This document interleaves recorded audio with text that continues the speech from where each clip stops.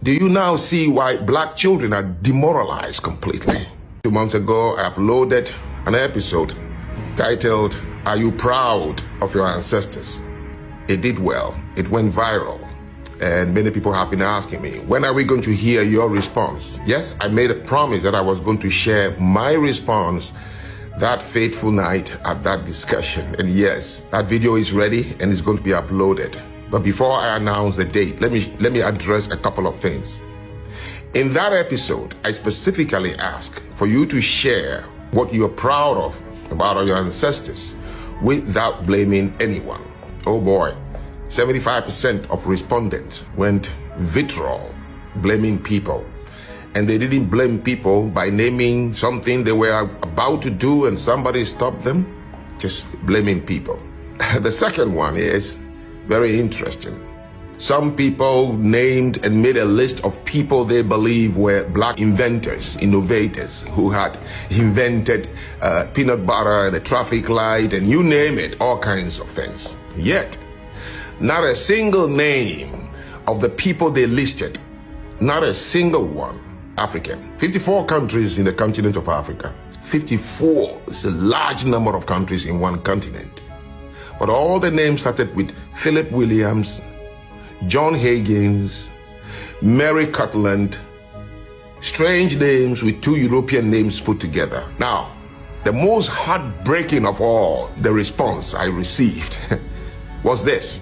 About 20% said, well, I'm proud because Europe would not be what it is without my ancestors. America would not be what it is without my ancestors. Even some said Japanese could not have made their cars and all their electronic inventions without my ancestors. Please go back and read this comment and ask yourself, if you were in public, a conference, a workshop, and truly you were asked to make a response to that question about your ancestors, you will be bold to go on stage and say this and have proof to back it up. Your ancestors were able to build Europe and America and whatever countries, but we can't even afford to organize a public toilet, simple medical clinics for people to go and have annual checkups. And you were bold enough to say this. Sometimes I was waiting to say, I'm joking at the end, but no, they were dead serious. Everyone wanted to point to something their ancestors invented. Guys, when did it become an Olympics? Do you now see why black children are demoralized completely? Because we point to just, if you have not invented anything, then you're not good enough. And your children look into themselves. They don't have any inventions. Invention is a necessity. It's not a hobby. The industrialized countries have to do what they have done because it was necessary. They enjoyed and benefited from the threat of nature. While we, those from the warm, comfortable continent of Africa, we've never been at the mercy of natural threat, never. So everybody thinks only if you point to something you have invented, then that would make you somebody.